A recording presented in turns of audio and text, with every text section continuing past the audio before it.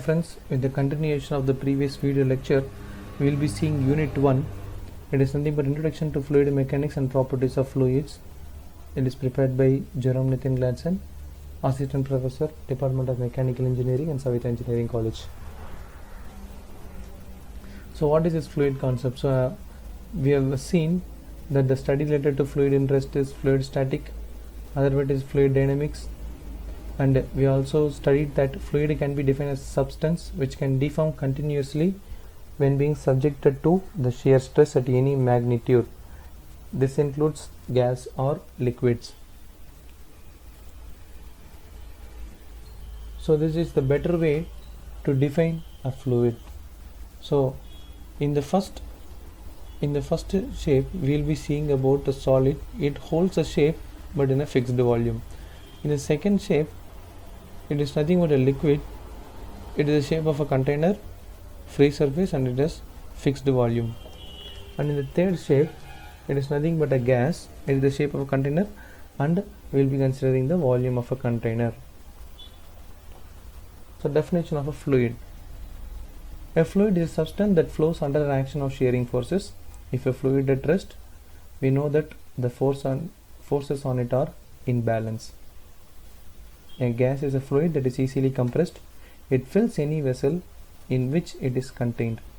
A liquid is a fluid which is hard to compress. A given mass of liquid will occupy a fixed volume irrespective of the size of the container. A free surface is formed as a boundary between liquid and gas above it. Fluid properties. So define the characteristic of a specific fluid. Properties expressed by basic dimensions, which is nothing but length, mass, and time and temperature. Dimensions quantified by basic units. So these are some of the fluid properties. There is nothing but what is the characteristic of a fluid when we are studying the fluid at rest and also as well as in motion. Some of the classification of fluids are ideal fluid and real fluid, Newtonian fluid and non-Newtonian fluid, compressible and incompressible fluid. So this is the diagram we'll be drawing between shear stress and du by dy. Du by dy is nothing but a velocity profile. So here on the complete x-axis we will be having ideal fluid, and when the shear stress is directly proportional to du by dy, which is nothing but a velocity profile, then that kind of fluid is called to be Newtonian fluid. When tau is not directly proportional to du by dy or velocity gradient, then that is called to be a non-Newtonian fluid. So the remaining next two are ideal plastic fluid and elastic solid. Ideal fluid. So ideal fluid, the fluid in which there is no friction, it is inviscid, its viscosity is zero. So these forces are purely of pressure forces.